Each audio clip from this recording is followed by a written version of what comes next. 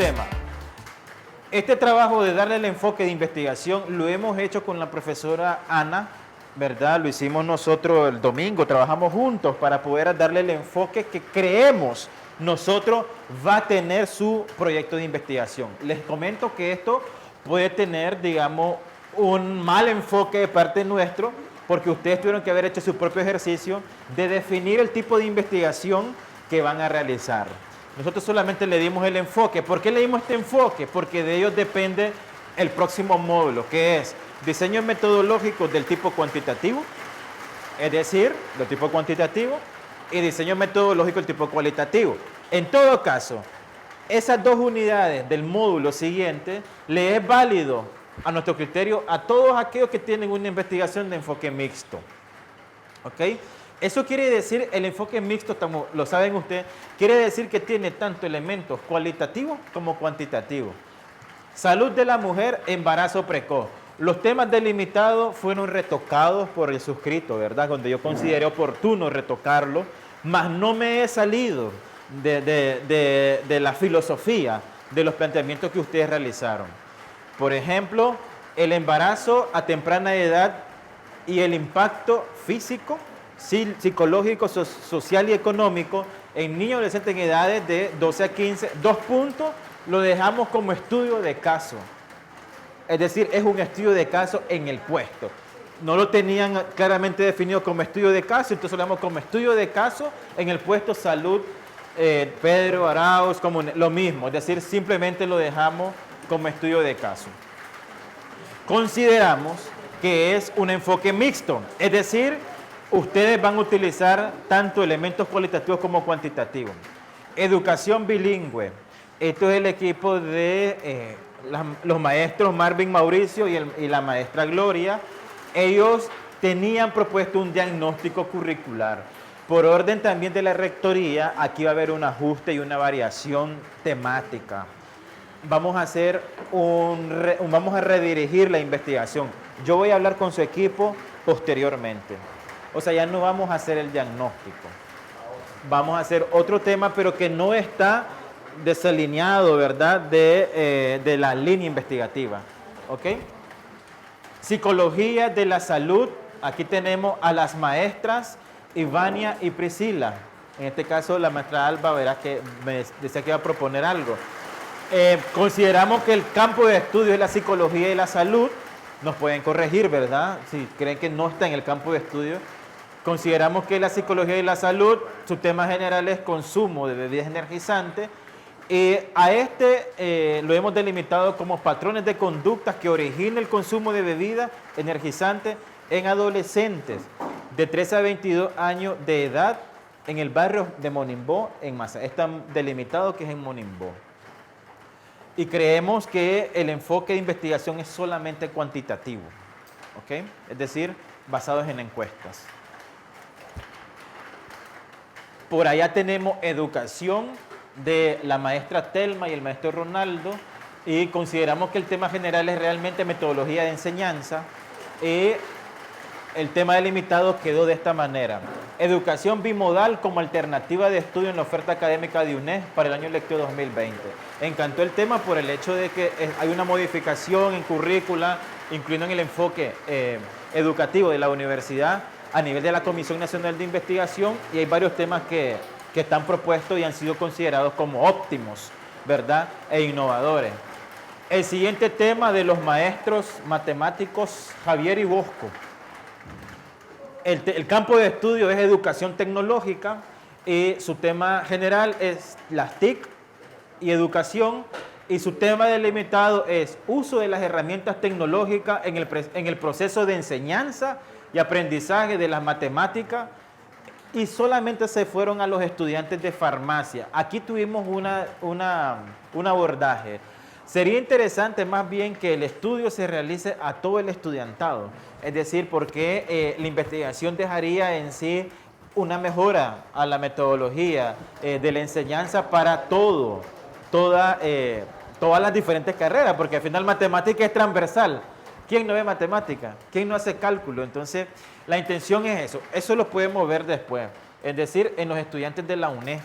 en vez de solamente los de farmacia. Haríamos un muestreo aleatorio simple.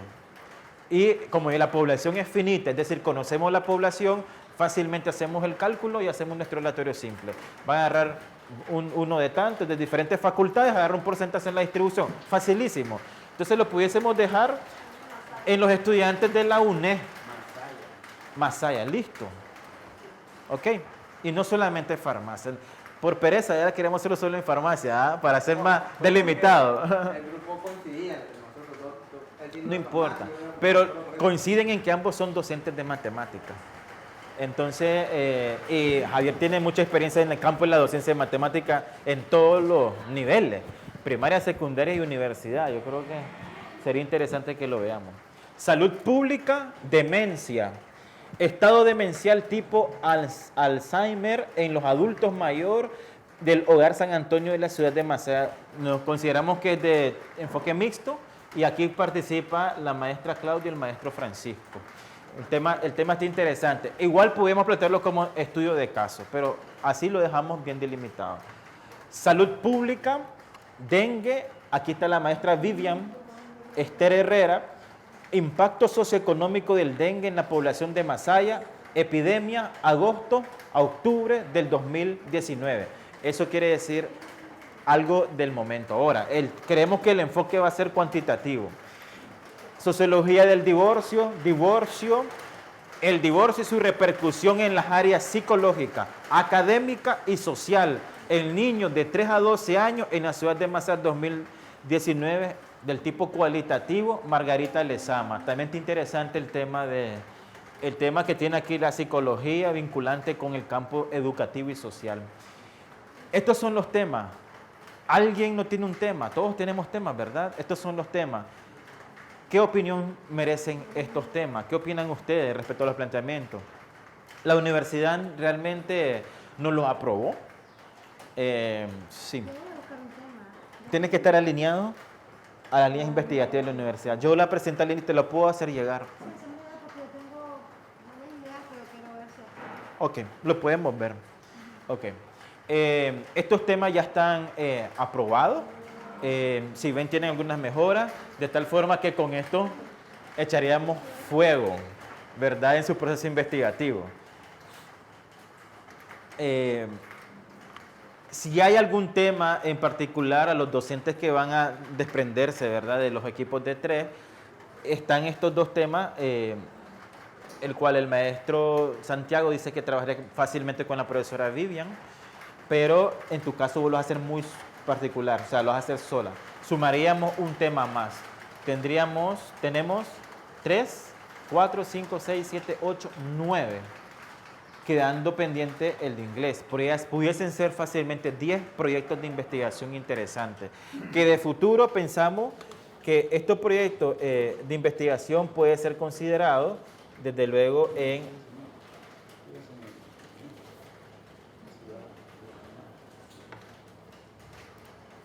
Ok. Interesante. Pasamos al siguiente nivel. Vamos a hacer un repaso respecto a las variables de estudio. Aquí ustedes en los temas delimitados ya tienen definidos sus variables de estudio.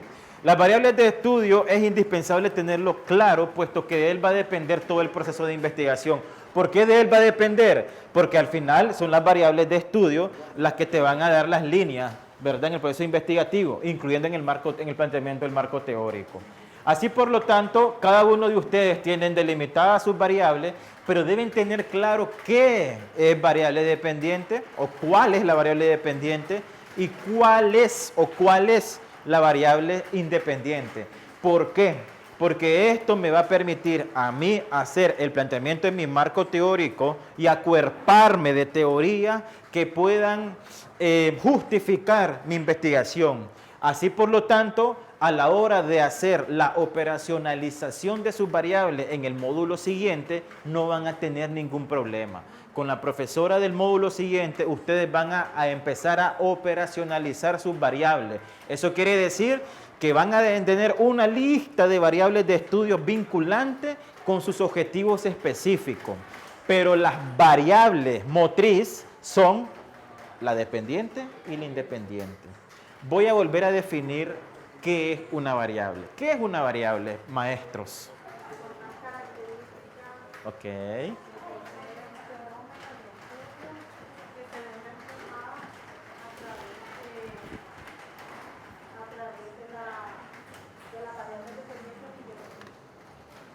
Ok. Entonces, las variables de estudio son características. Decía que se ve reflejada a través de un fenómeno de estudio. Ese fenómeno puede referirse ¿a qué campo? A cualquier campo de estudio. Un determinado campo. Ok, característica. ¿Qué más es variable? Característica que que está vinculada a un fenómeno de estudio. Ok, ¿qué más? ¿Quién más me puede comentar algo de variable? Bien. En sí las variables son eso, es la caracterización, ¿verdad? Puede caracterizarse a los seres vivos, sean estos nosotros los seres humanos, ¿verdad? Y otros seres. También las variables se caracterizan en todo caso, obviamente se determinan las variables de estudios, pero a veces no. A veces no. Pero al no encontrarse en la delimitación del tema, lo van a encontrar en la formulación de las preguntas. Usualmente, valga la redundancia, en las preguntas específicas, porque esas van a dirigir la investigación. Entonces, dicho eso, pasemos a la siguiente explicación acerca del marco teórico. Todos estamos claros que es un marco teórico. Sin problema. Todos, a ver, tampoco lo sabemos todo. Información científica acerca del tema determinado. Por el tema desarrollado. Información científica. Ok. Puede ser como parte del contenido, de lo que lleva el tema a desarrollar. Se puede tomar como parte de un bosquejo, como parte de la concentración de la información que se va a desarrollar y se va a comprobar a través de estas hipótesis. Es parte, decías vos que es parte del bosquejo, el marco teórico, de lo que yo pienso desarrollar. De lo que se va a desarrollar dentro de la investigación. Ok, estoy de acuerdo que puede estructurarse como un bosquejo, ¿verdad? Previamente hacer el planteamiento del marco teórico. En eso estoy de acuerdo, perfecto. No es el paso a paso. El marco teórico no es el paso a paso, no es como el método científico. Se revisa la literatura previamente. ¿Qué más? Falta cosas más interesantes del marco teórico. ¿Qué más? Que nos brinda tal vez información de las fundamentaciones teóricas del tema que nosotros estamos Es el fundamento teórico. También nos da los antecedentes y si hay estudios, por ejemplo, etnográficos, demográficos, geográficos del estudio de investigación que nosotros estamos realizando. Ok, entonces el marco teórico en todo caso es realmente el fundamento teórico de mi investigación, el cual se requiere de un proceso de revisión bibliográfica, como decía la maestra Latino, exhaustiva, lo más que se pueda respecto a el estudio investigativo que yo pretendo realizar. Es evidente que antes de hacer una revisión bibliográfica está claro cuál es la ruta de trabajo desde las variables de estudio. Además, una vez que yo tengo toda la gama bibliográfica, a través de un proceso sencillo que enseñamos en clase nosotros en secundaria, bueno, los que hemos tenido la oportunidad de dar clases en secundaria, porque es muy complejo darlo en secundaria, pero lo hemos realizado también aquí en la universidad, las fichas bibliográficas. ¿Ok? Una vez teniendo toda esta gama de información disponible, construimos un bosquejo, como lo que dice la maestra Georgina, construimos un bosquejo con los diferentes posibles teorías a desarrollar. Las enumeramos tal cual en un bosquejo, ¿verdad? En un orden numérico y se empieza a redactar. ¿Se redacta de qué forma? No es un copy y paste. Se redacta, ¿verdad? Utilizando las normas APA, porque es un proceso de referencia, y utilizando todos los planteamientos teóricos de otros autores que realizaron investigaciones similares a las teorías que yo estoy definiendo o tomando en cuenta. Pero hay que usar el parafraseo, ahí está el gran error, que hay muchas investigaciones. Copian una teoría tal cual, lo copian, lo pegan y van ordenando, más no. se tiene que parafrasear. Se tiene que parafrasear y utilizar, ¿qué? Referencias. Sinónimo y referencia. ¿Y referencia? Sí, dije. Sí, dije la naranja es negra y no naranja. La naranja es de color negro y no naranja porque según mi investigación es de color negro cuando pasa tal proceso. Un ejemplo, una locura. Eso lo hice yo lo investigué. Si usted viene y me investiga, ¿verdad? En el mismo campo de las naranjas y usted quiere redefinir, ¿verdad? Que el campo de la naranja realmente no es negra como tal pasó con otras investigaciones de desconstrucciones teóricas. Usted quiere desconstruir mi teoría, sin embargo su punto de partida es mi teoría respecto a que la naranja es negra. Usted va a tener que poner en su marco teórico como base, desde luego, mi teoría, parafraseado.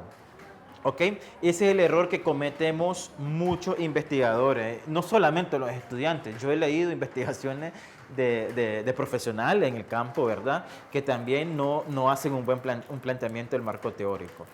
¿Qué pasa cuando nosotros pretendemos mostrarle a la comunidad internacional una investigación científica? Ahí es donde van a ver, principalmente, en el marco teórico y lo comparan con tu hipótesis, para poder determinar qué tan sustentado está tu investigación. En ese sentido, hemos bajado unos comentarios de una investigación, de una presentación que teníamos por allí. En el módulo no está, se los voy a subir, sí. Primero, tener claramente definido teoría. Una amplia gama de ideas, ya lo habíamos dicho nosotros, conceptos, formulaciones, enunciados, etcétera, que pueden servir de soporte a una gran variedad de procedimientos metodológicos. Es lo que decíamos nosotros, el soporte científico, el fundamento científico. Deducido o sustentado en la teoría. Esto lo pueden encontrar ustedes lo voy a subir a la plataforma. Implica, y esto es así, implica más que todo una reflexión teórica para poder profundizar los problemas. Recordemos que nosotros tenemos un planteamiento del problema al inicio y luego una formulación del problema. Ese problema, desde luego, va desarrollándose para tener una respuesta al final, el cual requiere una reflexión teórica. Por lo tanto, el marco teórico es un proceso. Surge luego el planteamiento del problema y de los objetivos de investigación. Eso es evidente. Si nosotros tenemos un gran error o no planteamos correctamente el problema, el resto está malo. La investigación en sí fracasa. El marco teórico surge desde el planteamiento del problema, decíamos, objetivos de investigación, también evalúa la factibilidad del estudio. ¿Qué es lo que pasa? Si usted me va a investigar algo interesante, como el embarazo precoz, como van a investigar acá las maestras, más no hay un fundamento teórico, entonces estaríamos evidenciando que la factibilidad puede entrar en una etapa de duda, porque no tengo un acuerpamiento teórico y puede ser razón de crítica científica. Entonces, es necesario, por lo tanto, tener claro que para que tu trabajo tenga un fundamento debe haber teorías explicadas. La importancia radica en la inclusión de teorías. Yo creo que aquí estamos claros todos. Ahí es donde radica la importancia, en la inclusión de teorías, estudios antecedentes que refieren no solamente al problema, y aquí vamos acuerpando, como les decía, la hipótesis. En el orden metodológico, estamos claros que primero se construye el marco teórico, después se formula la hipótesis. Es por esa razón. Por esa misma razón, desde luego, porque tengo un fundamento teórico. ¿Cuál es la función? Esto en Behar, yo creo que tenemos esta bibliografía, si no la tenemos se la subo. Ya decíamos, ayuda a definir el problema de investigación, evita que se tome un camino equivocado, y ahí es donde fracasamos. Cuando estamos empezando a investigar, ahí es donde podemos fracasar, pero es evidente que esto nos va a guiar. Contribuye al establecimiento de un modelo teórico, y aquí ya lo pueden ver ustedes, e hipótesis. ¿Ok? Surgen nuevos problemas de investigación. Cuando ustedes indaguen lo suficiente, es posible que quieran regresar, y es justificable, y lo pueden hacer como investigadores, y modificar su planteamiento del problema. porque encuentran otras teorías que les da indicios de otras rutas de trabajo y pueden hacerlo. Eso es posible, ¿verdad? Consiste en una síntesis conceptual de los estudios que se han hecho sobre el problema. Más que todo es eso. Pero esto sí lo tienen ustedes, muchachos, en la plataforma. Tienen a Baptista y a Fernández Hernández. Ellos dicen que previene errores, es evidente, orienta sobre cómo debe realizarse el estudio, amplía el horizonte de estudio y la guía del investigador, conduce a establecer la hipótesis o afirmaciones. A veces nos damos cuenta que la factibilidad del estudio requería realmente un ajuste del planteamiento y ahí es donde podemos corregir. Cuando hacemos una indagación correcta, precisa y amplia en el marco teórico, entonces nos va a permitir a nosotros estar claros de qué tan factible es la investigación y poder echar a andar los siguientes procesos metódicos. Inspira nuevas líneas y áreas de investigación. Esto incluso mucho se deja a nivel de recomendación de investigaciones futuras y provee un marco de referencia para interpretar los resultados de estudio. En general, orienta en la relación que se debe hacer entre el problema y las teorías ya existentes. Es decir, que todo aquel planteamiento teórico vinculante al planteamiento del problema deben ser estudiados y eso sirve como orientativo. Evita que se aborden temáticas ya investigadas. Aquí no hay que inventar la abuelada. Si alguien ya hizo la investigación de las naranjas de color negro, entonces no vas a inventar algo. Tómalo como base teórica y redirigir tu investigación. Aquí es el momento preciso en el que ustedes pueden hacer un ajuste a su investigación en el marco teórico. Guía en la selección de factores y variables que serán estudiadas. Siempre hablamos de las variables. Pues ustedes pueden incluso redefinir sus variables de estudio si hacen un ajuste en ellas. Y orienta la búsqueda e interpretación de los datos. Esto es indispensable porque en el diseño metodológico daríamos ese giro. Hay etapas, ya la dijeron ustedes, maestras y maestros. Revisión de literatura, es evidente. Hay que buscar lo más que se pueda literatura respecto a los trabajos de investigación, lo más que se pueda, en el plano nacional y en el plano internacional, en todas las redes investigativas, tanto en Academia Edu, en Google Education, Google Academic, en todas las redes posibles. Hay que buscar información, hay que seleccionarlo. Una vez que tenemos todo, tenemos que hacer esto. Esto lleva tiempo, esto no se hace de la noche a la mañana. A veces toma un mes hacer el marco teórico. Claro, si quieres hacer una buena investigación, toma un mes hacer un buen fundamento teórico. Hay que seleccionar. Una vez que tenemos toda la información, es como usted en un quintal de ropa, hay que sacar las prendas pequeñas a un lado, igual, sacamos la ropa, ¿verdad? El quintal de ropa y empezamos nosotros a ordenar. Igual pasa cuando sistematizamos tanta información, tendemos a confundir. ¿Qué solemos hacer? Una matriz pequeñita, hay que ser metódico, una matriz pequeñita y por variable ir metiendo en la bibliografía. Para mi variable de estudio de demencia existe esto. Para mi variable de estudio de embarazo precoz está esto. Pero sobre los impactos psicológicos ahí ustedes tienen 3 elementos. Solo desde el campo psicológico hay tanta investigación. Después lo social hay tanto. Después lo económico hay tanto. Todo eso tienen que defender. Todo eso tienen que incluirlo ahí. Entonces, hay ir incluyendo uno a uno. A cada uno le sacó la ficha. Es un ejercicio muy interesante. Y eso les permite a la hora de la defensa de su investigación, defenderlo con todos los de la ley. Porque tienen toda la base teórica. Debe tener pertinencia respecto a objetivos. Identificar los tipos de fuentes, como les decía. Hay fuentes, principalmente fuentes secundarias, ¿verdad?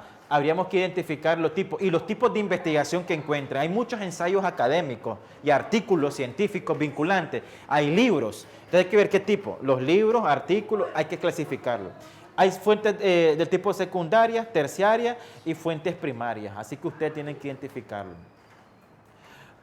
Es el paso 2, la sistematización que les decía. En el paso 3, obtención de la literatura necesaria para el proceso de investigación en el campo específico de estudio. Esto lo pueden ver, lo que recomiendan es igual, revisar, indagar con expertos, hay que preguntarle a la gente que conoce, a un experto en el campo de la salud, a un experto en el campo de la psicología, a un experto en el campo de la educación, a un experto en el campo de la sociología, etcétera, y busquemos consulta.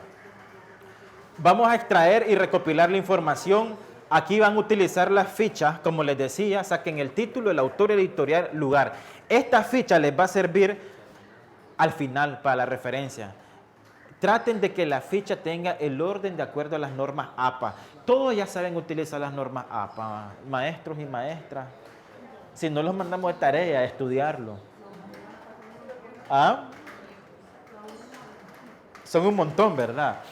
Recordar, la información debe responder a los objetivos y a los problemas de estudio. Aquí van a utilizar las normas APA. La norma APA es de referencia, pero tampoco es una camisa de fuerza. Pueden utilizar otras posibles formas de referenciar. Estos son los escenarios. Teoría desarrollada y abundante evidencia. Es lo que les decía, cuando tu tema es tan interesante, hay mucha gente que lo ha investigado, principalmente el campo de la salud, ¿verdad? Salud pública.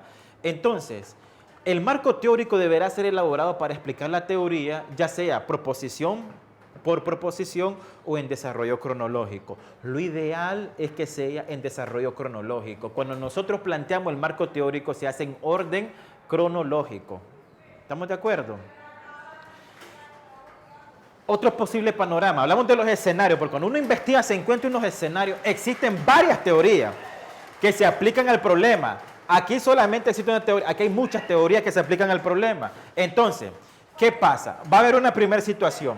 Se toma la teoría que se acerca mayor, tiene un acercamiento mayor al problema de investigación y se desarrollan los postulados.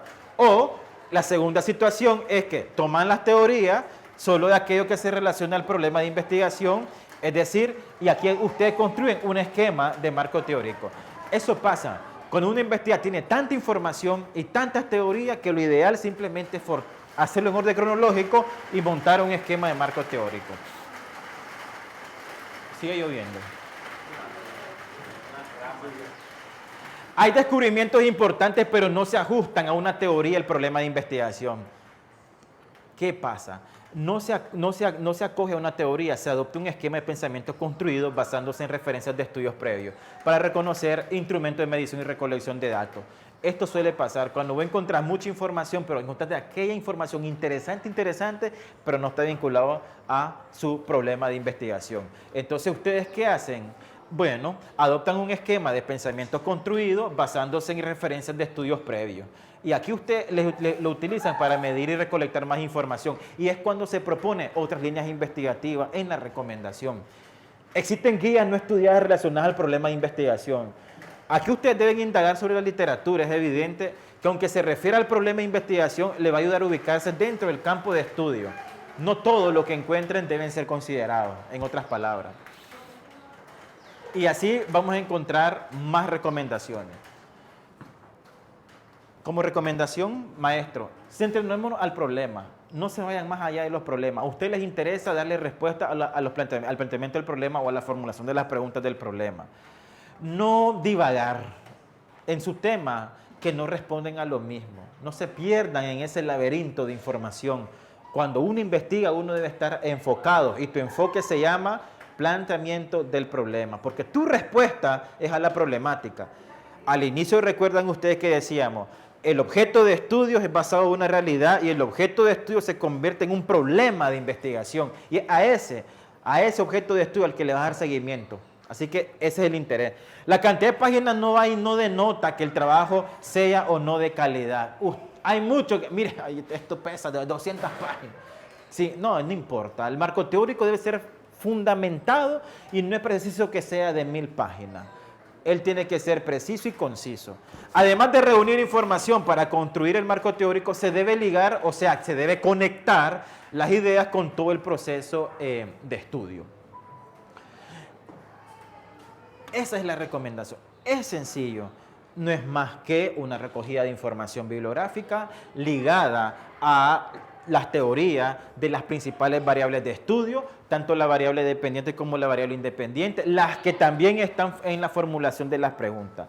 El marco teórico está relacionada o vinculada al planteamiento del problema y los objetivos de investigación. Listo, hay que darle respuesta a eso. Hay que buscar lo más que se pueda de información, sistematizarlo, sacarlo en fichas bibliográficas y hacer un esquema, un bosquejo, en orden cronológico y empezar a desarrollarlo de manera como parafraseado y respetando la norma APA en su proceso de elaboración. Eso es todo, eso es lo que se hace. Entonces, ya lo van a hacer, sí. Entonces, el formato de definición del marco teórico, está fácil. ¿Ah? Ok, tiene dos cosas. Estoy tratando de simplificar este ejercicio para que sepamos más o menos cómo se hace. Dos columnas interesantes ahí. La primera es variables de estudio. Ya estamos claros que de ella va a desprender el resto. Uno, pongan ahí por favor de nuevo su variable dependiente. Listo. Dos, pongan ahí por favor de nuevo su variable o sus variables independientes. Listo. Primer ejercicio. Segundo, propuestas teóricas. Al lado derecho me va a enlistar una lista, propuestas teóricas, teorías que están vinculadas a mi variable de estudio. Por ejemplo, si mi variable dependiente que yo voy a poner aquí en mi investigación se llama pobreza, propuesta teórica, la teoría, ¿verdad? Posible, puede llamarse 1, pobreza como tal. 2, índice de pobreza. Índice de desarrollo humano. Yo estoy pensando en lo que yo manejo, ¿verdad? ¿Ah? En pobreza yo puedo desclasificarlo todavía más. Pobreza general, pobreza extrema, pobreza severa, etcétera. Mi variable independiente, educación. Mi primer teoría, bueno, educación como tal. Modelos de educación, sistema de educación, etcétera, etcétera, etcétera. Así van a hacer el ejercicio. Una vez lo tengan listo, las variables, en el cuadro siguiente, en la segunda página, van a redactar el marco teórico de dos teorías. Eligen una, por ejemplo, yo voy a elegir índice de pobreza como una teoría para redactar de mi variable dependiente, y una de la variable independiente voy a elegir educación. Elegí esas dos. Entonces, aquí arriba yo empiezo a redactar parafraseo en la redacción y pongo la teoría. ¿Dónde la encuentro? Mi referencia va a ser la teoría del economista premio Nobel de Economía, Amartya Sen. Él es mi referencia. Listo. En educación, puedo tomar como referencia, no sé, al maestro, ¿cómo se llama? El maestro nicaragüense, bueno en educación, fue ministro de Educación. Miguel, no. De Castilla. Miguel de Castilla, ¿es verdad? Entonces, el maestro Miguel de Castilla es mi referencia teórica. El maestro Carlos Tunerman, excelente en educación superior, es una eminencia el maestro Carlos Tunerman. Entonces, agarro al maestro Carlos Tunerman y agarro al maestro Miguel, a los dos nicaragüenses buenísimos. Y los pongo como referencia. Empiezo a parafrasear y los pego. Ya, listo. ¿Se entendió? Terminaron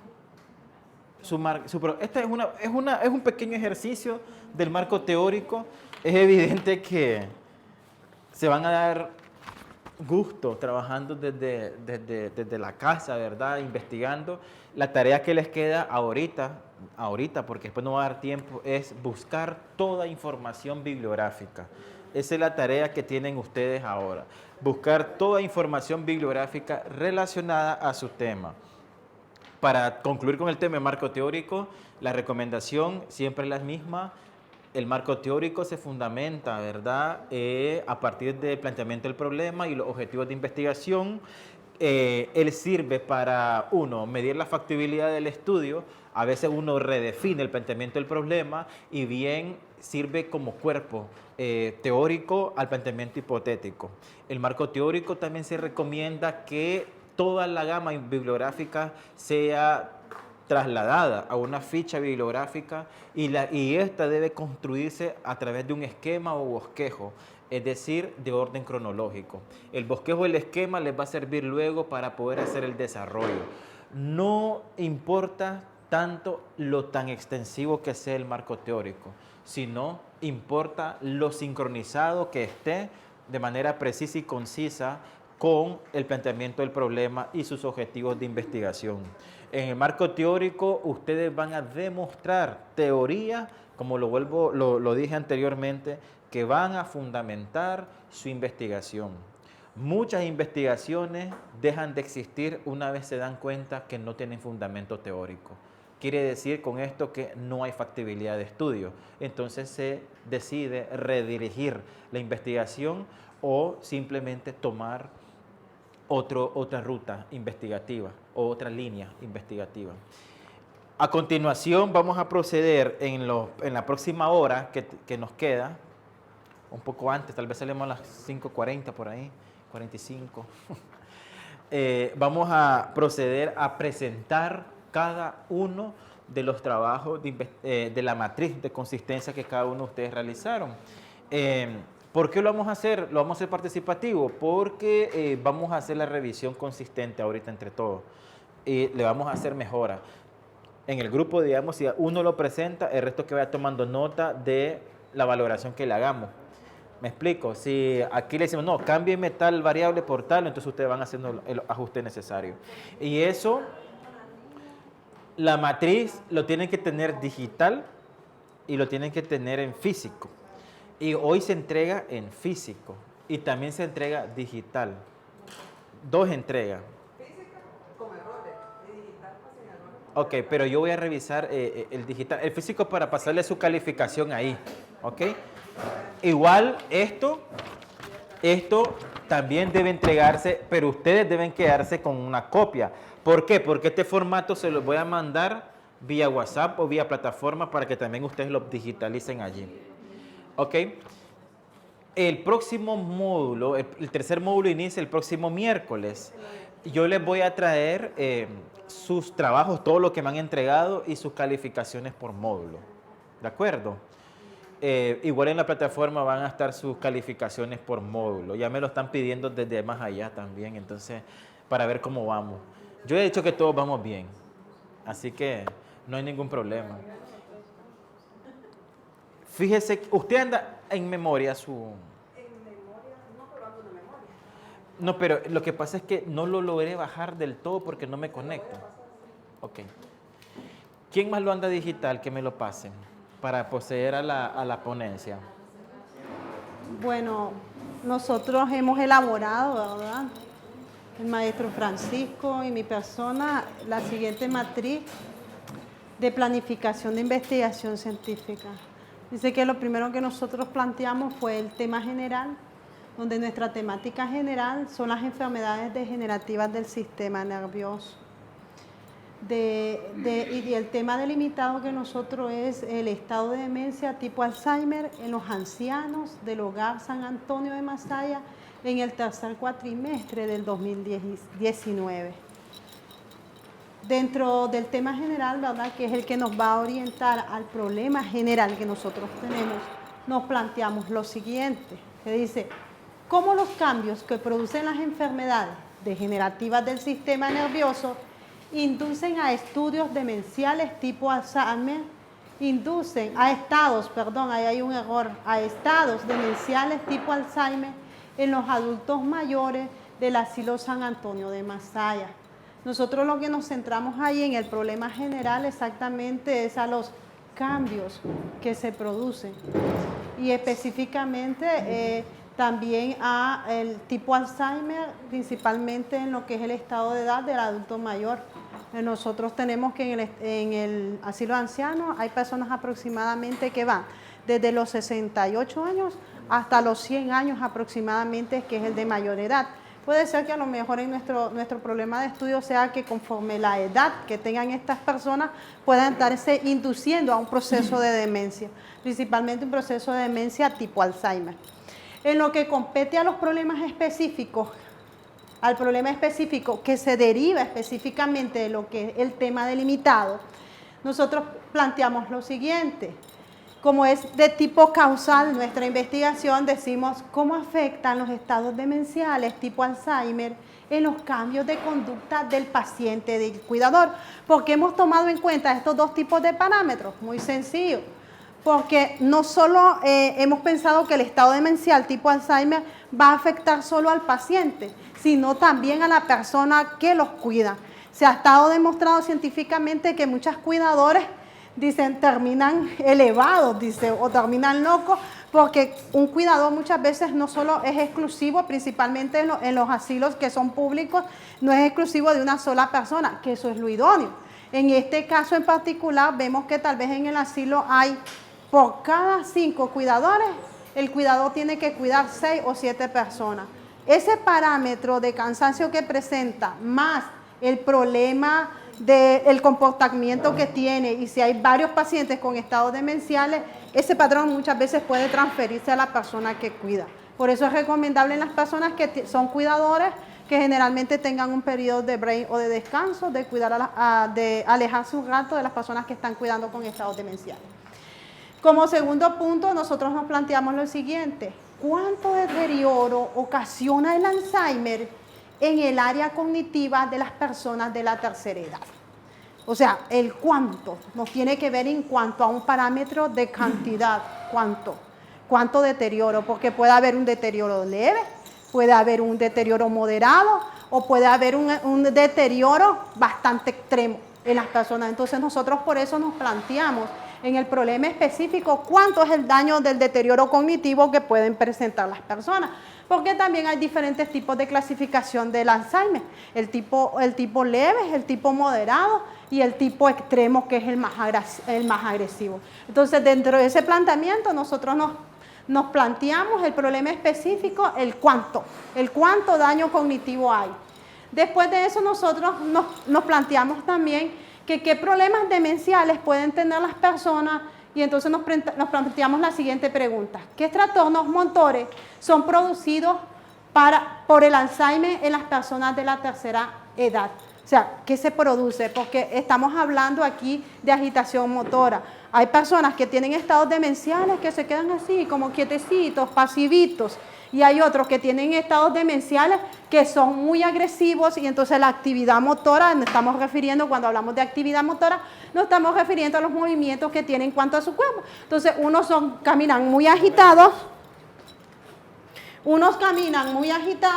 y otros no. Entonces, por eso nosotros nos planteamos qué trastornos motores pueden ser producidos por el Alzheimer en las personas de la tercera edad. Cuando nosotros ya nos hemos planteado el tema general, el problema general y los problemas específicos, del problema general entonces va a partir nuestro objetivo general. Y nosotros decimos, si nos hemos planteado todo esto, ¿verdad? Dentro de la problemática general, vimos que eran los cambios nuestro principal factor. Y entonces, en el objetivo general presentamos profundizar el impacto que generan los estados demenciales, principalmente el Alzheimer, en las personas de la tercera edad. O sea, el impacto que genera el Alzheimer, todos los cambios que pueden producir, qué impacto produce que la persona tenga cambios en la área cognitiva, en la área conductual, en la área motora, etcétera, etcétera. Dentro de los objetivos específicos, entonces, que se derivan de las problemáticas específicas, nosotros vamos a encontrar lo siguiente.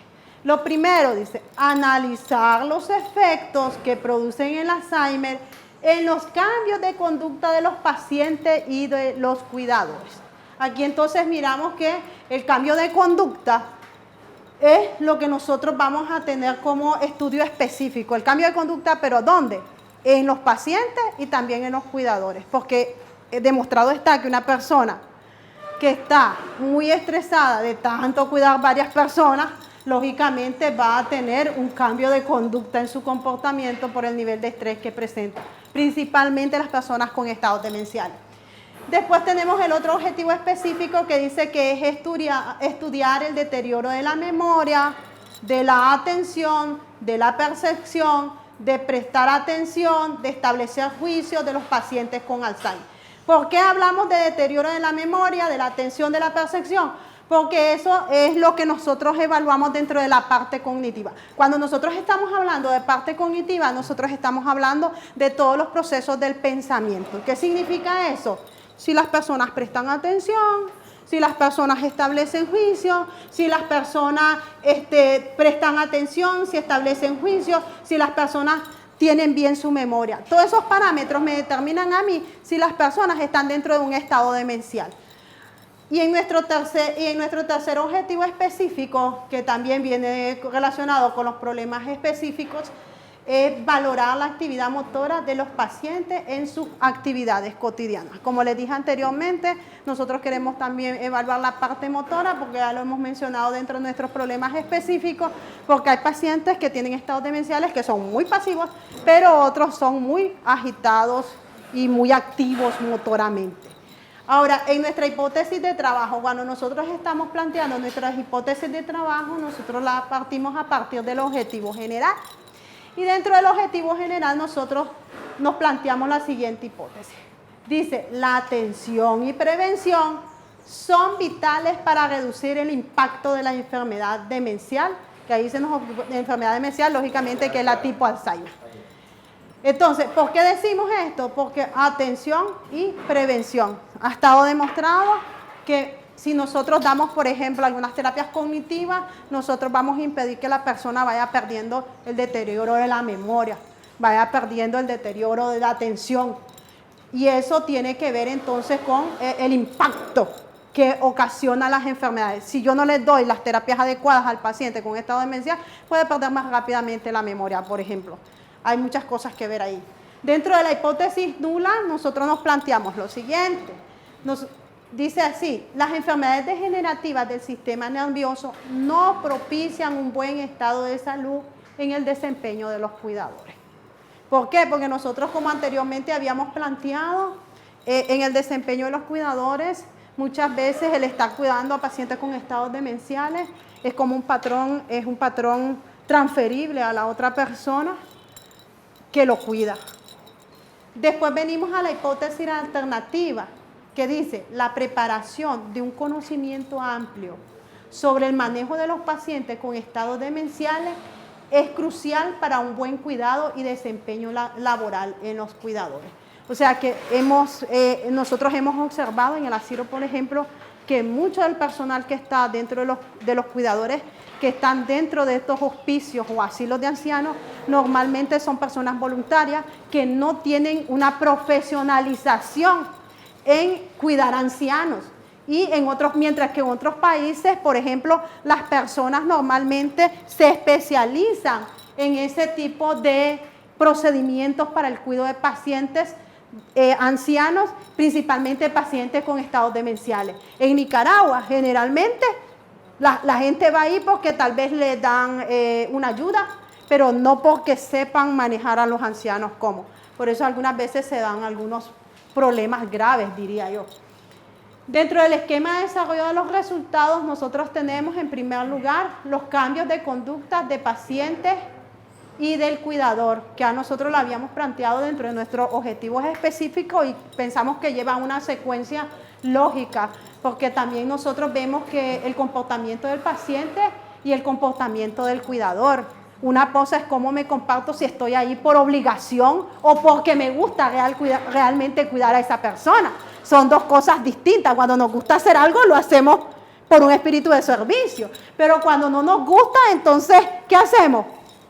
Ay, ni modo, lo tengo que hacer y lo hago de mala gana. Entonces, por eso nosotros nos planteábamos el comportamiento del paciente y el comportamiento también del cuidador. Dentro de esto también observamos y nosotros los cambios conductuales, los tipos de personalidades. ¿Por qué tomamos en cuenta los tipos de personalidades? Porque tanto el cuidador tiene su propia personalidad y el paciente que está con su estado demencial puede variar por su estado de la edad algunos patrones de personalidad. Entonces, por eso nosotros nos planteamos ahí que en los cambios conductuales están los tipos de personalidad que pueden variar conforme a la tercera edad. La parte cognitiva corresponde a cómo desarrollamos el pensamiento, la memoria, la atención, el razonamiento, la concentración. Y muchas veces para evaluar a los pacientes con demencia, nosotros tenemos que ver la relación pensamiento-lenguaje. ¿Por qué hablamos de eso? Porque fácilmente nosotros nos damos cuenta, ve, este se dispara, este está en un estado demencial grave. Porque comienza a hablar, de repente te dice, ay, que yo soy Napoleón Bonaparte aquí, y vos quién sos, yo estoy en mi palacio. Entonces ahí ya nosotros nos estamos dando cuenta, solo por esa relación pensamiento-lenguaje, quién es esta persona, si realmente está en un estado demencial o está normal. Dentro de esto también, que es nuestra parte y última unidad de estudio, dice que son los cambios motores. Dentro de ellos comprendemos los cambios kinésicos. Cuando hablamos de kinésicos, estamos hablando de movimientos corporales. Hay personas que, por ejemplo, de repente te dicen, y hay veces hay que seguirle la cuerda a las personas con estado demenciales, porque hay terapias que están dirigidas a los movimientos kinésicos. Los movimientos kinésicos es todo lo que tiene que ver con nuestro cuerpo, movimientos de manos, movimientos de brazos. Por eso es que usted de repente mira a alguien y ya lo está evaluando mentalmente, porque de repente le está hablando y está gritando y está diciendo y está tornando, y lo estamos evaluando por la parte motora. Como les dije, hay dos condiciones: o el paciente hace demasiados movimientos, o el paciente se queda pasivo, como que está ahí muerto en una silla. Entonces nosotros por eso queremos evaluar esa parte del área kinésica, la sensibilidad, porque hay unas personas que tienen, al estar alterados en el estado demencial, lógicamente no saben identificar la parte sensible. De repente te dicen, esto tiene sabor a clavo. Y a lo mejor es la comida normal que comen todos, pero él como en su estado dice, esto sabe a metal, esto sabe a clavo, esto está horrible. ¿Qué comida más horrible de la que me diste? Me diste un montón de clavo, porque el sistema nervioso de él está alterado y la información que llega al sistema nervioso pues lógicamente va a estar alterada. Y lo otro tiene que ver con los movimientos voluntarios y los movimientos involuntarios. ¿Qué tiene que ver? Tiene que ver aquí con los movimientos que hacen las personas a voluntad y otros movimientos como tics nerviosos que se pueden ver que son de manera involuntaria. ¿Alguna pregunta, objeción, observación? El problema general es interesante porque es vinculante al tema delimitado. Su tema delimitado, estado demencial tipo Alzheimer en los ancianos del hogar San Antonio de Masaya, la tercera edad, ¿verdad? La persona de la tercera edad. Evidentemente ustedes dicen lo siguiente: ¿cómo? Desde ahí me dice a mí que es una investigación del tipo causal. Es decir, que su planteamiento hipotético es causal, cómo los cambios que producen las enfermedades degenerativas del sistema nervioso inducen, y ella me está diciendo lo que provoca, inducen estudios demencial. Esto de tipo Alzheimer en los adultos mayores. Ok, lo que me quiere dar a entender ahí es que los cambios que produce la enfermedad degenerativa, los cambios son conductual, motora y cognitiva. Hasta donde a lo que ustedes se han centrado son en tres: conductual, motora y cognitiva. Eso es lo que he entendido. Entonces, inducen, pero aquí ustedes me dejan claro que induce a estudios demenciales. Entonces es dejar, digamos, claro estos cambios desde el planteamiento del problema general. Cómo los cambios que produce las enfermedades degenerativas del sistema nervioso inducen, ¿verdad?, a estudios demenciales del tipo tal, pudiese ser. ¿Por qué? Porque veamos el objetivo general. Profundizar, dice el objetivo general, el impacto que generan los estados demenciales, profundizar el impacto que generan los estados. ¿Ese impacto cuáles son? Son estos tres: conductuales, motores y cognitivos. Ahí está el asunto. Esa relación la quiero clara en el objetivo general, con la pregunta general con el objetivo específico, y quedaríamos mejor vinculado al planteamiento. ¿De acuerdo? Vamos con las hipótesis.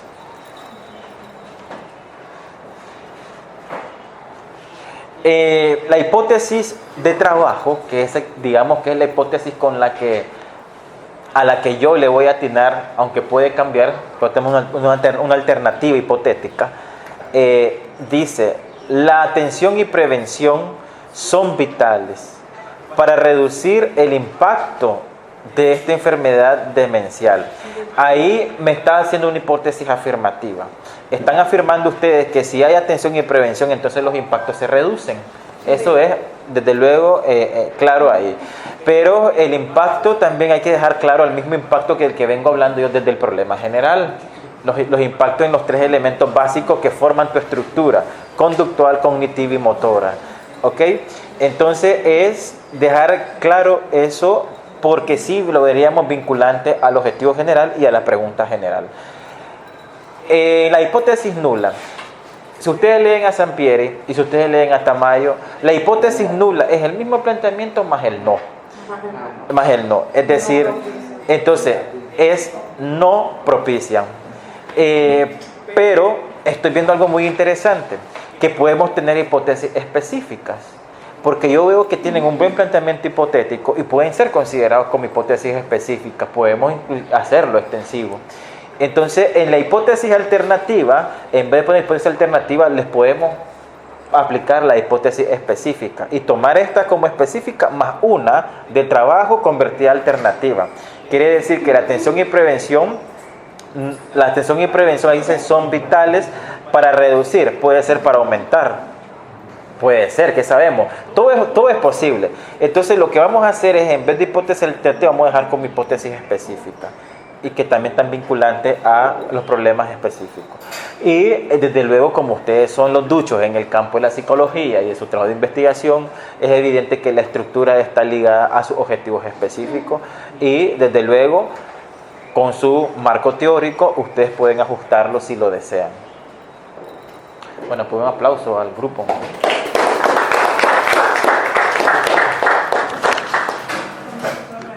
Buenas tardes, estimadas y estimados docentes, profesor Jesse, la comunidad educativa que nos sigue desde la plataforma virtual.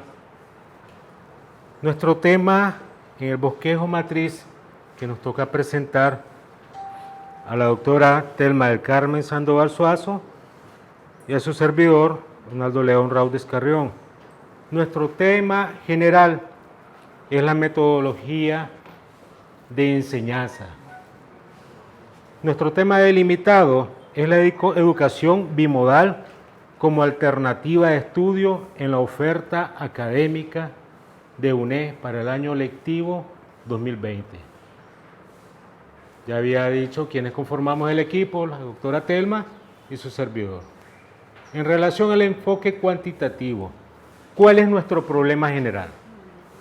Nuestro problema general lo planteamos con un interrogante de cómo podemos garantizar en la oferta académica de UNED para el año lectivo 2020 en el proceso de la educación superior bimodal como alternativa de estudios superiores a la población, trabajadores y no trabajadores, personas microempresarias, personas comerciantes. Nuestro trabajo se va a enfocar inicialmente dentro de la ciudad de Masaya. Dentro del ámbito de aplicación es la ciudad de Masaya y sus municipios. Esto para tener un punto de partida y una población meta de la cual vamos a realizar dicho estudio. Problemas específicos, tenemos 3 problemas planteados. Primero, está el interrogante si existe la demanda de carreras profesionales en modalidad bimodal o nocturna en la ciudad de Masaya. A este interrogante tenemos una respuesta, casi tenemos una respuesta. Sí existe la necesidad. Partiendo de la tendencia mundial que existe hoy día en el uso de la virtualidad, lo vemos dentro de las redes sociales, lo vemos en el ámbito familiar, personal, incluso lo vemos hasta en el ámbito de convivencia. Estamos reunidos, tenemos grupos de WhatsApp grupos de Twitter, grupos de, sin número de grupos que seguimos, grupos de Facebook, y siempre le dedicamos un tiempo a la virtualidad, al uso de la tecnología, de la información. ¿Por qué no le vamos a dedicar un tiempo específico a la profesionalización? Ahí va a radicar nuestro estudio, en la necesidad, en la demanda. Segundo interrogante, si la oferta académica que nosotros vamos a plantear como UNE en el sector de trabajadores que no puedan asistir a clases regulares por encuentros, por tener todos los días, día, noche, ya sea como lo habíamos señalado anteriormente, por efectos de una ama de casa está a cargo de su hogar y de sus hijos, pero tiene la tecnología a su mano, tiene la tecnología, y esta tecnología en espacios puede ella tener la posibilidad de ingresar a esta escuela, a esta casa de estudio e inscribirse en una carrera profesional. Puede tener la accesibilidad y el seguimiento de las plataformas virtuales de los docentes, el seguimiento de tareas y trabajos educativos, investigativos, que puedan hacer uso de ella.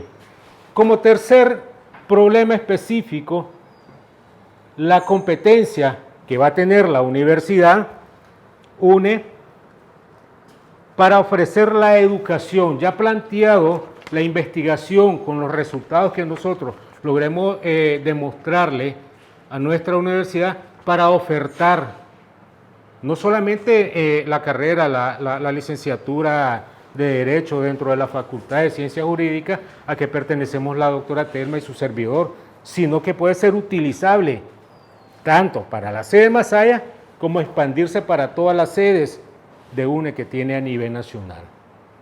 Dentro de los problemas, los objetivos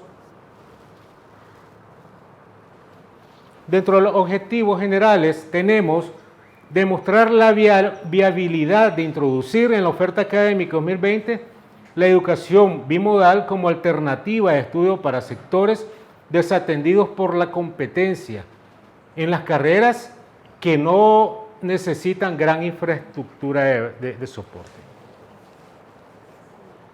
Esto estamos partiendo de las formas, sin alterar los programas educativos, de cómo brindarle a la población el tipo de estudio de profesionalización que pueda llevar seguimiento en la carrera con plataformas virtuales, donde todo el equipo docente podamos subir investigaciones, trabajos investigativos, bibliografía, casos prácticos y el debate y trabajos en foros, subir foros dentro de la plataforma virtual, una vez ya habilitada, y dentro de ellos como objetivos específicos tenemos el estudio de demanda de las carreras nocturnas, no tanto solo de las carreras nocturnas, sino también carrera ya sea bimodal o carrera que sea presencial y bimodal, porque se tiene que interactuar con el discente en tiempos. Podemos determinar dentro del programa educativo X cantidad de horas para la virtualidad y X cantidad para los trabajos, para las clases presenciales, darle el seguimiento y que esta persona, el discente, tenga la oportunidad de poder acceder a la educación. Como segundo elemento, demostrar que existe el segmento de la población que se encuentra desatendido, ya lo explicábamos, ofertando este tipo de enseñanza. Tercer elemento o tercer objetivo específico es proporcionar a la universidad, posicionar a la universidad frente a las competencias como única y más moderna alternativa de educación superior. En la ciudad de Masaya, en el departamento de Masaya, nosotros vamos a hacer los que vamos a realizar este pilotaje. Vamos a ser pioneros en esta materia, porque vamos a presentarlo y de igual forma se va a ofertar a nivel nacional para que UNE pueda extenderlo a todas las sedes. En las hipótesis de investigación, tenemos hipótesis de trabajo de que la educación bimodal es un modelo flexible en el que se conjuntan armónicamente las posibilidades de las tendencias, de la tecnología, de la información. Las aulas interactivas, las videoconferencias, también tenemos en ello la presencialidad en las aulas,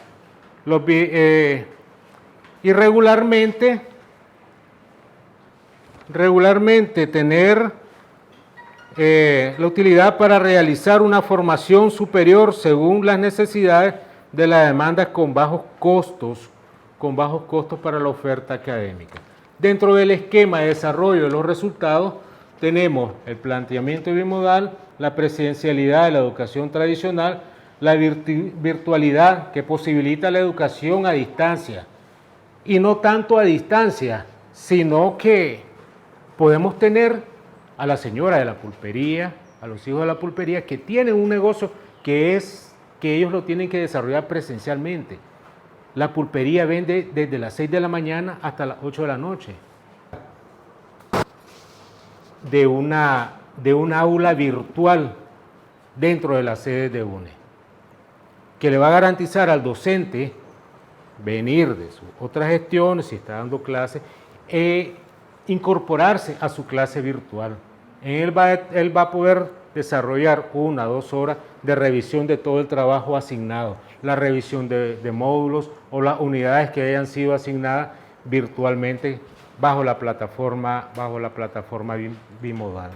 Y así poderle dar seguimiento. En ello es subir tarea, es revisar trabajo, es ingresar a los foros de consulta que se creen y la interacción con el discente en preguntas y respuestas, y la evaluación, que es un trabajo, estamos hablando de casi 5 tipos de trabajos que se realizan, que el docente lo va a poder hacer en una aula virtual designada para esto.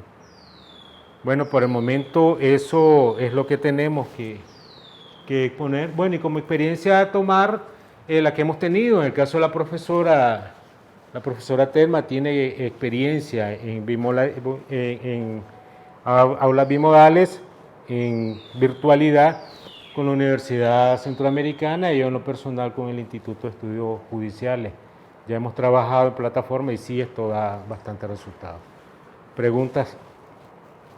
Sí, es una propuesta general. Como población meta lo estamos haciendo el estudio Masaya, pero posterior, ya una vez finalizado, esto se va a expandir. Este es un producto de UNE. ¿Perdón? Puede ser un futuro proyecto. 2020. Sí, 2020. 2020 nuestro propósito es que se venda 2020 bajo esta modalidad, sin alterar los programas educativos, porque ahí nos meteríamos a problemas con Está en la modalidad de sabatino. Pero la bimodalidad. Usted la puede llevar en cualquier momento, lo puede hacer un domingo, dedicarle todo el día, se conecta a su computadora bajo el palo de mango y ahí revisa toda su investigación, hace sus trabajos, participa en los foros, y esto conlleva a trabajarlo por cumpliendo los calendarios de clase, cumpliendo los diseños curriculares, las unidades temáticas. Módulo 1, igual a como tenemos los sílabos, la presentación de los sílabos. ¿Cuándo se tienen que desarrollar? La unidad 1 se tiene que desarrollar. Se apertura plataforma lunes, se cierra viernes o se cierra jueves. Viernes y sábado el docente tiene que evaluar, subir nota y ya aperturar el segundo módulo. Es un trabajo concatenado aquí vamos a hacer trabajar a registro académico, va a interactuar con nosotros también el profesor Miguel, la rectoría, incluso la misma rectoría nos va a tener que autorizar este tipo de procedimiento. Es un trabajo muy bonito, porque entra registro académico, secretaría académica, todo el equipo académico, los docentes, el docente que viene y sube a plataforma una vez, todos los trabajos que se van a realizar, las investigaciones, la bibliografía que se va a utilizar para hacer todos los trabajos, los foros de consulta, los trabajos investigativos. Va en dos vías, ¿verdad? Va en dos vías. Uno, a nivel de investigar la necesidad que hay en estos ámbitos, en los ámbitos de las personas que tienen un nivel de secundaria aprobado, pero que no están en las casas. Claro. Y dos, una propuesta a esa alternativa. Así es. Para la universidad. La investigativa es el trabajo de campo que vamos a realizar la profesora Telma y su servidor, que vamos a ir. Son los resultados que Claro, claro. Vamos a ir a la zona franca, vamos a ir a los mercados, vamos a ir así a centro comercial, a los institutos nocturnos, a ofertar esta modalidad para así poder demostrar que sí hay necesidad de la capacitación, de la profesionalización. Lo que no hay es tiempo. Venderles el tiempo, venderles el proyecto y vender este tipo de enseñanza bimodal. Los ajustes como la metodología Flipped Classroom que les hablaba temprano yo, en el que las aulas, ¿verdad? Lo que hace, Flipped significa aula invertida, es decir, ya no es venir todo el full times aquí vamos a estar un ratito, pero allá va a estar usted desde afuera, con la tecnología, estudiando mucho. Entonces, hay que ver todas las bondades. Algunos comentarios, maestros. En el planteamiento del problema general me parece interesante, pero pudiésemos tal vez hacerle un pequeño ajuste en cómo la educación bimodal permite el acceso, porque realmente hay que ver que la educación bimodal le va a dar oportunidades a aquel grupo de población en edad de estar en educación superior o no superior, pues podemos llevar esto a otras esferas, y que no pueden por la lejanía o que no pueden por X o Y motivo. El asunto está que habríamos que tener también en la propuesta claro que esto es una única inversión y que luego todo tiene un proceso sostenible, es decir, es una inversión que no requiere demasiados costos. Hablábamos de plataformas accesibles y gratuitas, de ser posible como Moodle y otras plataformas, ¿verdad? Entonces sería cómo la educación bimodal permite el acceso a la educación superior como alternativa, o a la educación como alternativa de estudios superiores, en este caso, ¿verdad? A la población de Masaya, trabajadores, no trabajadores, todo lo que tienen ahí. Solamente hace ajuste y con ello mismo ajustaríamos inmediatamente el objetivo general. ¿Ok? Otro asunto interesante que quiero que lo tomen en cuenta. Hemos hablado nosotros de capacidades y es parte de la unidad de estudio el profesor bimodal. Es evidente que el ajuste curricular es un tema muy complejo y tal vez no es el ajuste curricular, es el método de enseñanza y aprendizaje que inmediatamente sufre un cambio. Porque el método de enseñanza es un método de learning, de tal forma que ahí es donde viene a cambiar el asunto. Por ejemplo, utilizamos ya crucigrama, pops, no me acuerdo el nombre, como decimos en inglés, pero bueno, lo que hacemos son pequeños pods. Las actividades que aquí solemos hacer nosotros con estos tipos de instrumentos que le hemos facilitado, pues ahora lo tenemos que construir de manera virtual, principalmente el audio-video. Decir, eso es importante. En ese laboratorio o el labs de las aulas virtuales, el docente tiene que tener una cámara, una proyección así, y solo él y la cámara. Eso es todo. El resto está afuera estudiando. Entonces, tiene que dedicarle un tiempo. Usted graba su clase, una hora, y ya después o 2 horas, tiene la clase de la semana. Lo que debe hacer es construir métodos de enseñanza en ese sentido y principalmente los instrumentos. Hay sus ventajas en ese amplio sentido, pero también hay sus desventajas, y las desventajas deben ser con tiempo tomadas en consideración en el proceso de planificación de cada una de las universidades. Y aquí entra en juego, como decía ante ustedes, coordinación académica. Es decir, es posible que encontré grupos juveniles que estén a favor y otros grupos juveniles que consideren tal vez no la manera más viable para llevar algunas que otras clases que ellos consideren más oportuno estar viéndole el rostro al docente y ver sus expresiones de manera personal. Pero bien, es una buena propuesta, y esos ajustes que les recomiendo obedece al hecho que pudiese ser un objetivo específico, y tal vez está ligado al objetivo 3 que dice posicionar a la UNE.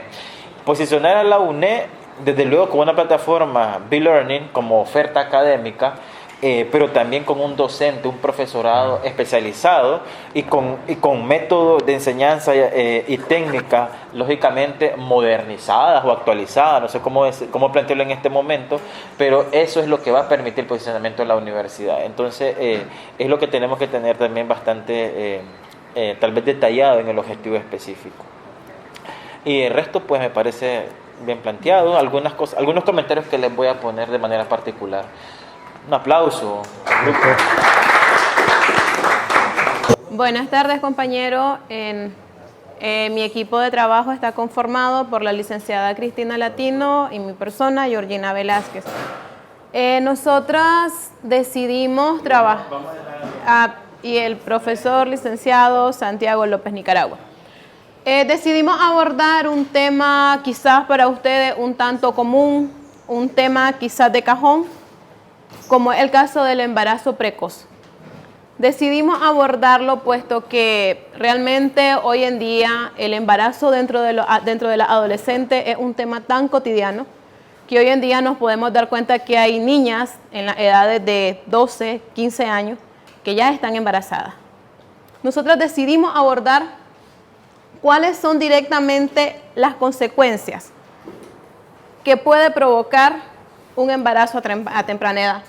Y lo determinamos de la siguiente manera, o delimitamos el tema de la siguiente manera. El embarazo a temprana edad y el impacto físico, psicológico, social y económico en las niñas y adolescentes en edades de 12 a 15 años, como un estudio de casos en el puesto de salud Pedro Arauz Palacios, en la comarca Altos Norte, durante el segundo semestre del 2019.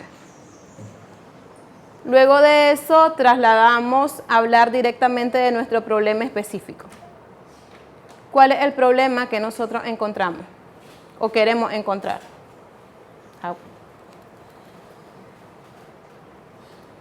¿Cuál es el impacto físico, psicológico, económico y social del embarazo en adolescentes y niñas en las edades de 12 a 15 años que acuden a este puesto de salud?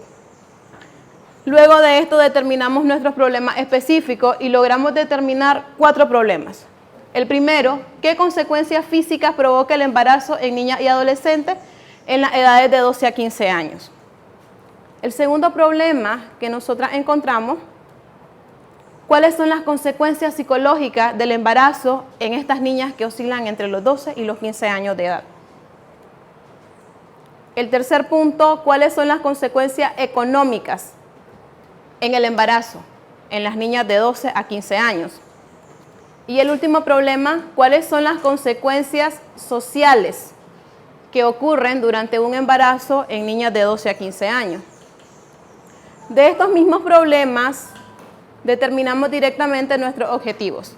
Nuestro objetivo general es conocer las consecuencias físicas, psicológicas, sociales y económicas que provoca el embarazo en niñas y adolescentes de 12 a 15 años que acuden al puesto de salud Pedro Arauz Palacios. Nuestros objetivos específicos parten a raíz de nuestros problemas específicos. El primero, determinar las consecuencias físicas que provoca el embarazo en niñas y adolescentes de 12 a 15 años que acuden al ya mencionado puesto de salud. El segundo objetivo es identificar las consecuencias psicológicas que presentan estas adolescentes embarazadas. Y el último, identificar las consecuencias económicas y sociales del embarazo en niñas y adolescentes de 12 a 15 años que acuden al puesto de salud Pedro Arauz Palacios.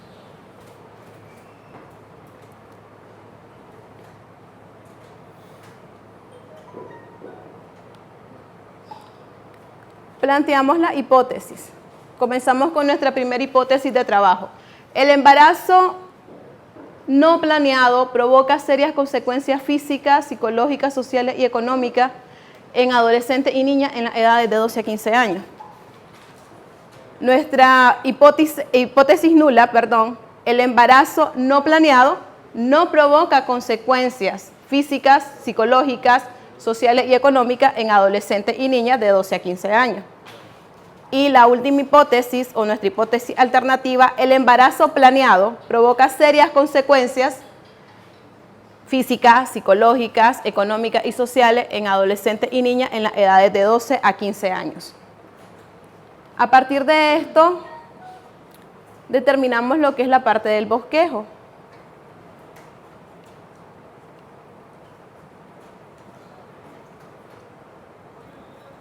En primera instancia,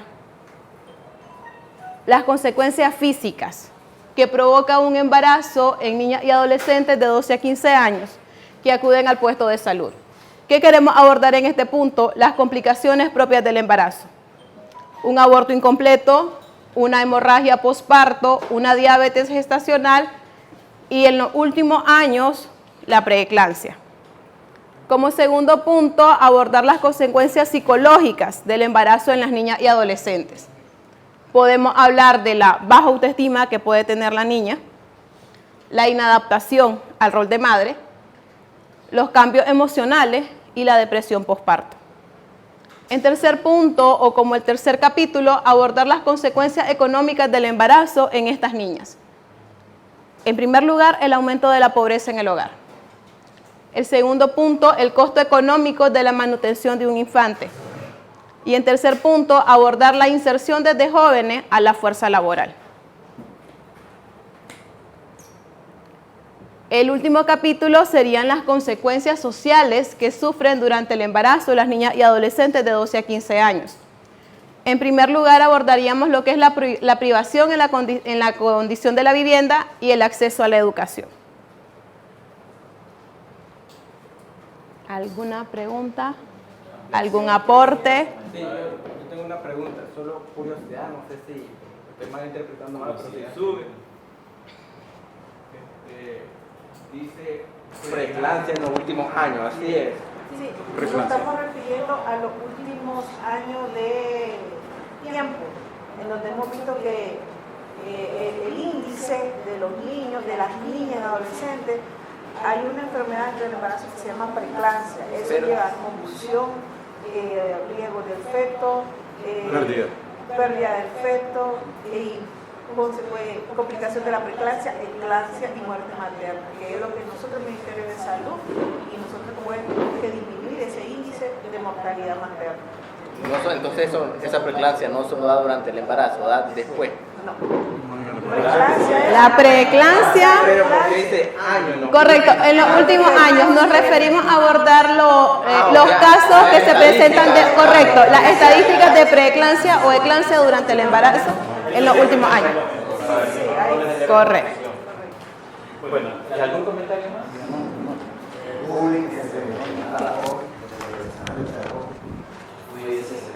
Eso lo abordamos en la parte psicológica, donde nosotros hablamos o queremos abordar sobre la baja autoestima.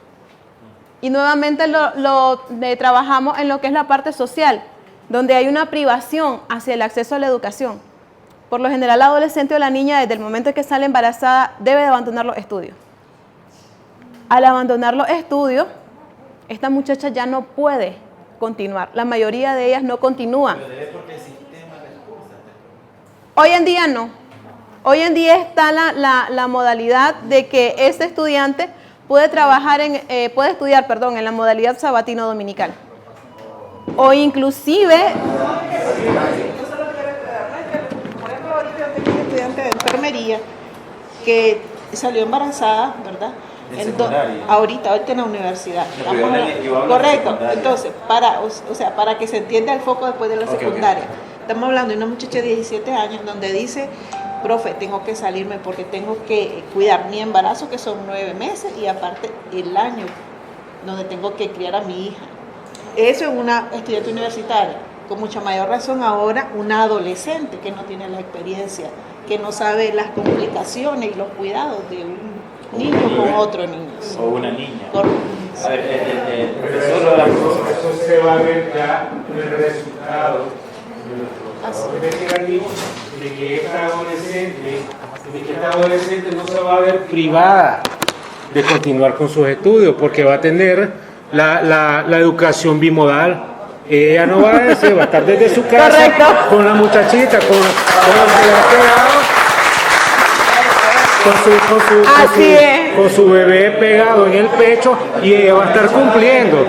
Claro, la profesora va a habituar, si le tocaba práctica, pues bajo la autorización debida, programársela posterior a los 3 meses, pues que ella pueda dejar al niño o graduarle la práctica en el momento que ella tenga, siempre respetándole su derecho a la lactancia y no se le van a truncar sus estudios. Correcto. Dejaría de ser abogado. Sí. Era usted la profesora. Ajá. Yo pienso que no, el hecho que esté en secundaria, con más razón, sale embarazada, pero tiene el apoyo de los padres. Por lo menos si yo tengo no tengo hija, pero si tuviera una hija y sale embarazada a los 14, primero no permito que se case, porque se le erra más grande. Pero sí, como madre, yo tendría que seguir, que ella siga su carrera. O sea, yo lo haría. Siempre dentro de los compañeros de clase. No lo podemos hacer nosotros desde nuestro rol como docente, no podemos hacer un bullying. ¿Sí, compañera? Sí, no. El tema por eso habla acerca del aspecto económico, acerca del aspecto de la pobreza y la inserción. Porque de 50 familias, por decirte así un ejemplo, ¿verdad? 3 o 4 madres dicen, hija, yo no te puedo mantener, y con otro bebé tampoco. El nicaragüense todavía no tiene la visión de otros países, ¿me entiendes? A futuro. Todavía no hemos llegado a eso. Entonces, nosotros y el MINSA trabaja con índice versus edades. Y entonces se ha demostrado que mi niña que tiene 13 años, que llegó a labor y parto, es una niña con escasos recursos económicos. Y esa yo le tengo que dar, primero, garantizarle la vida, calidad de vida a sus padres, y tercero, evitar una muerte materna. Es por eso la importancia de ese tema. De acuerdo. Bien. ¿Algún aporte? Mi aporte. La profesora que nos iba a hacer una observación. Desde la psicología. No, tal vez desde el punto de vista psicológico, no exactamente, porque he tenido algunos pacientes que, aunque la ley contempla, y aquí están los abogados, teóricamente hablando, porque teóricamente la ley te dice, tenés derecho a la educación, pero cuando llegas a las aulas de clase, la posición, la conducta y el compromiso de los docentes son otros. Porque yo tuve el otro día la delegada del Ministerio de Educación, cuando la ley de inclusión educativa dice que todos los niños tienen derecho a la educación, sin embargo no me estaban aceptando unos niños porque decían los profesores, es que es autista y es bien agresivo, me va a llegar a matar a los otros alumnos en el aula de clase. Y hay que diferenciar que hay diferentes tipos de niños con autismo, que unos son agresivos, otros son pasivos y otros son súper inteligentes. Entonces, ¿qué sucedió? El chaval no estaba incluido en el sistema educativo, pero la ley le exigía, teóricamente hablando, que tenía derecho a estudiar, pero la delegada de educación en ese momento me dijo, no vamos a permitir el acceso a las aulas de clase porque los niños con autismo tienen problemas. Y entonces le dije yo a ella, una cosa es lo bonito, lo teórico que me viene a decir en cuanto a educación, y otra cosa bonito, le digo yo, que me lo aceptara. A la lucha me tuvieron que aceptar un niño con autismo. Vaya a ver el niño con autismo ahorita donde está. De no estar en el sistema educativo nicaragüense, nunca estudió. Es un chavalo que va a un estudio de caso, casualmente los estudiantes de inglés. Habla inglés, es autodidacta. Logré y luché que me lo incluyeran casi por 8 meses en el sistema educativo de Nicaragua. Tuve que luchar y tuvo que llegar a mí la delegada como 3 veces hasta que le dije, señora delegada, por favor, inclúyalo dentro del sistema educativo. Una cosa, miren bien, a veces nosotros hacemos una sección de personas y no sabemos realmente de los temas que estamos hablando. Entonces, ¿qué sucede? Una cosa es la ley lo que te dice, otra cosa es que la gente la cumpla. Y eso sucede también con las niñas preñadas. La chavala preñada quiere estudiar, pero la miran como que fuera la que está enferma, que los otros chavalos la van a ver diferente. Eso viene de dentro de nosotros. Es correcto. Hasta Eso que está cambie desde la la postura de la perspectiva de la gente, persona. vamos a tener inclusiones en las aulas de clase. Y es por eso que nosotros abordamos en el primer punto dentro de los factores psicológicos. La baja autoestima que tiene la joven. El rechazo que puede presentarle el grupo de compañeros, la familia, la comunidad, inclusive hasta puede recibir ese rechazo de parte de los mismos docentes. Es señalar, es tachar. Y eso es algo que puede afectar dentro del embarazo a esta muchacha. Correcto.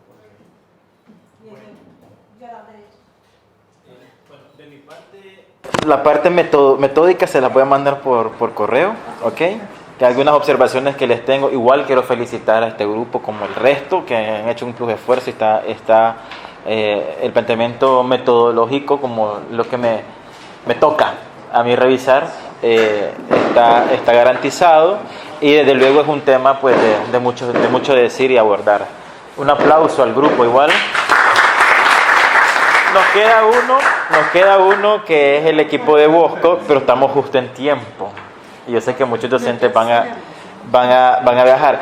Les pido solamente, a quien tenga que viajar inmediatamente, pues puede retirarse, pero les pido solamente 5 minutos o menos para que puedan presentar de manera, por el tema de respeto también, ¿no? Que esto es el grupo que me ha entregado y quedaríamos allí. Ok, entonces también esperamos el de ustedes. Creo que no hay problema, ¿no? 10 minutos no hay problema. Buenas noches ya prácticamente. Al profesores y profesor Master Jesse James. Nuestro tema general es la TIC y la educación. Como tema delimitado tenemos el uso de las herramientas tecnológicas en el proceso de enseñanza y aprendizaje de las matemáticas en los estudiantes de la Universidad Humanista, segundo cuatrimestre, tercer parcial 2019. El grupo está conformado por el licenciado Javier Vanegas y su servidor aquí, Bosco Gaitán. Como problema general, tenemos primero cómo influye el uso de las herramientas tecnológicas en el proceso de enseñanza y aprendizaje de la matemática en la UNED Masaya. Y de ahí delimitamos los siguientes problemas específicos. ¿Cuál es el uso que realiza el docente y los estudiantes de las herramientas tecnológicas en el estudio de los temas matemáticos? El siguiente problema específico que se derivó de ahí fue qué debilidades y fortalezas presentan los docentes y estudiantes en el manejo de los instrumentos tecnológicos. Y por último, qué estrategias se utilizan en el primer año de farmacia en la UNED. Ahí realmente se nos escapó corregir porque usted no había hecho sí, que es de todos los estudiantes, no especificaron una carrera, para promover la integración de la herramienta tecnológica en el proceso de aprendizaje de las matemáticas. Y como objetivo general, que se deriva de los problemas general, tenemos determinar la influencia del uso de las TIC en el proceso de la enseñanza y aprendizaje de las matemáticas en la Universidad Humanística UNED Masaya. Y los siguientes objetivos específicos, que tenemos como primero, describir el uso que hace el docente y el estudiante sobre las TIC, identificar las debilidades y fortalezas que presentan tanto los estudiantes como los docentes sobre las TIC. Y por último, tenemos proponer estrategias metodológicas para obtener un aprendizaje significativo mediante el uso correcto de las TIC. Y planteamos las siguientes hipótesis. Entonces, la hipótesis de trabajo es el uso de las TIC en la enseñanza-aprendizaje de las carreras mejorará los rendimientos de los alumnos en la asignatura de matemáticas. Y la hipótesis nula es el uso de las TIC en la enseñanza y aprendizaje de las carreras no mejorará los rendimientos de los alumnos en la asignatura de matemáticas.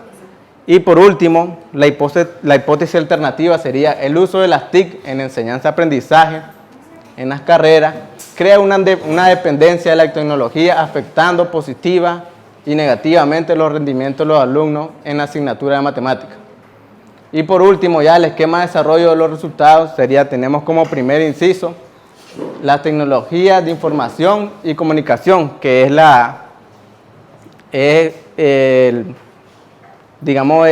expandido del acrónimo TIC.